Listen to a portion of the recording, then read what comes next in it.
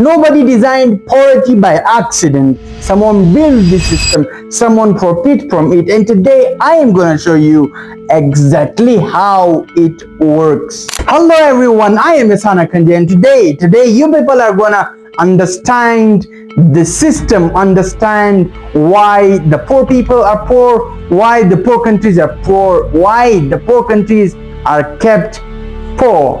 Right now in 2026, the world has more wealth than any point in human history.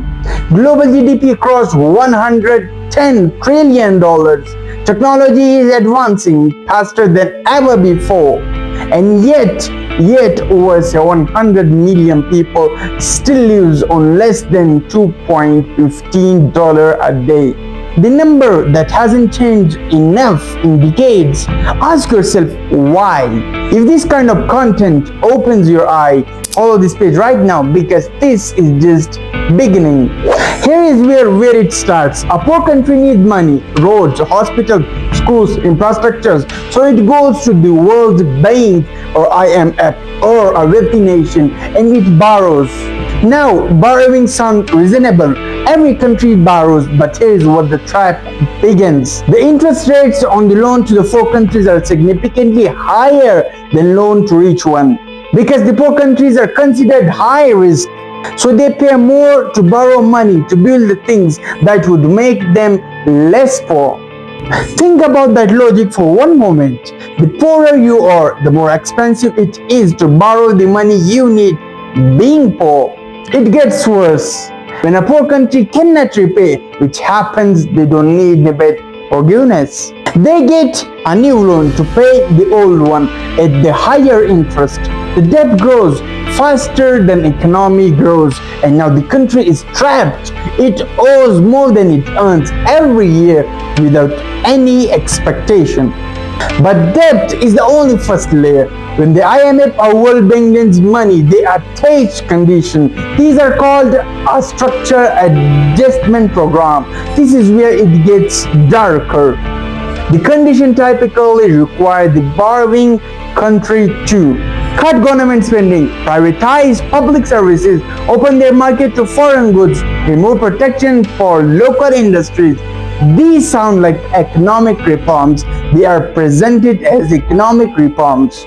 But here's what they actually do. Cutting government spending means fewer hospitals, fewer teachers, fewer public services for the poorest people. Privatizing public services means water, electricity, and healthcare get sold to foreign corporations, who then charge prices local people cannot afford. Opening market to foreign goods means cheap imported products flood in. Local manufacturers cannot compete. Local industries collapse. Local jobs disappear. Removing protection from local industries means the industries that wealthy countries use to protect their own development are forbidden for poor countries. America protected its steel industries for decades while it was developing. Germany protected its manufacturing sector. South Korea protected its technology sector. All of them built wall around their young industries until those industries were strong enough to compete globally. Then once they were rich, they told poor countries no protection allowed. The ladder they climbed, they pulled it up behind them. Share this video right now, because this is the information that never makes it to mainstream news. Now we go deeper. Poor countries are not poor because they have nothing. This is the biggest myth of all time. The Democratic Republic of Congo has 24 trillion worth of mineral reserves beneath its soil. Cobalt, coltan, gold, diamonds, copper, 24 trillion in one country. The DRC is ranked among the poorest nation on earth. How is that possible? Here's how. The minerals get extracted by foreign mining corporations from Europe, from China, from America. The profit leaves the country back to corporate headquarters in wealthy nation. The taxes paid are minimized through transfer pricing, a legal counting trick where corporations charge themselves artificially high prices between their own subsidies to more profit out of their countries before it can be taxed. The local population gets the environment damage, the health consequences, the displacement from their land, the dangerous working condition, and the wages that keep them surviving but never thriving. This is not a Congo story, this is a Bolivia story, this is a Nigeria story, a Papua New Guinea story, a Zambia story. Wherever the earth holds the value and the local government is weak enough or corrupt enough, the same system operates. Extract the value, extract the profit, leave the damage. But wait, what if a poor country decides enough? We will process our own resources, we will manufacture our own goods, we will add value locally before we export. This is a logical response. This is what every rich country did. And here's what happened when the poor country tried it. Trade agreement blocked them. The World Trade Organization, which sets the rules for global trade, was largely designed by wealthy nations for wealthy nations. Agriculture subsidies in the US and Europe, which amount to hundreds of billions of dollars per year, allow Western farmers to sell their product globally at the price below what it costs to produce them. A farmer in Ghana cannot compete with a product that is being sold below cost because the cost is being covered by an American government subsidy. So the Ghanaian farmers lose their market domestically and intentionally. Their farms fail. They move to cities looking for work. The cities cannot observe them. Poverty deepens and the IMF arrives with another loan with more conditions.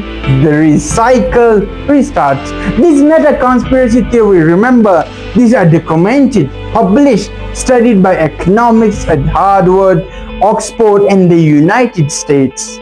The system produced their outcomes consistently across decades, across continents, because the system was built to produce them. Like this video, if this is the first time someone explained it clearly, because you deserve to understand the world you live in. So let us be completely clear about what we are describing. Rich countries lend money to poor countries at high interest. When some poor countries cannot repay, they borrow more. The condition attached to the loan forced poor countries to open their market, destroying local industries. Foreign corporations extract resources, moving profit out of before it can be taxed. Trade rules prevent poor countries from protecting their own development. And then when poverty presents, the explanation given to the world is corruption, laziness, bad governance, cultural problem. Sometimes those things are real, of course. Corruption exists, bad governance exists. But here's the question nobody asks loudly enough. Who fund the corrupt leader? Who signed contract with the government not to be corrupt? Who banks the money stolen by corrupt officials? The same institution, the same bank, the same countries. Corruption in poor nation is profitable for rich ones. This is not a side effect, remember. In many cases, it's a feature. History shows us what actually worked. China lifted 800 million people out of poverty in 30 years. How? They ignored the IMF conditions. They protected their industries. They controlled their own capital flows. They extracted value from foreign investment on their own terms. South Korea, Taiwan, Japan, all of them developed behind protective walls. All of them ignored the pre-market advice now given to the poor countries. The advice being given to the poor countries today: open your market, remove your protection, trust foreign investment, is the opposite of what every successful developing nation actually did. The countries giving the advice did not follow it themselves. That gap between the advice and history is worth sitting with. Here is where we are in 2026. The debt of low-income countries had doubled in the last decade. resource extraction is accelerating, especially for the minerals needed for the green energy transition. The same system that extracted oil for a century is now extracting cobalt and lithium. Different resource, same structure, same country is losing.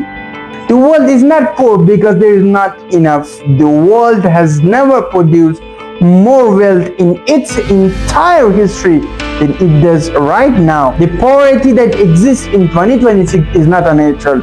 Remember, it's not a natural disaster, it's a policy outcome. And a policy outcome can be changed, but only by people who understand what the policy actually is. Now you do.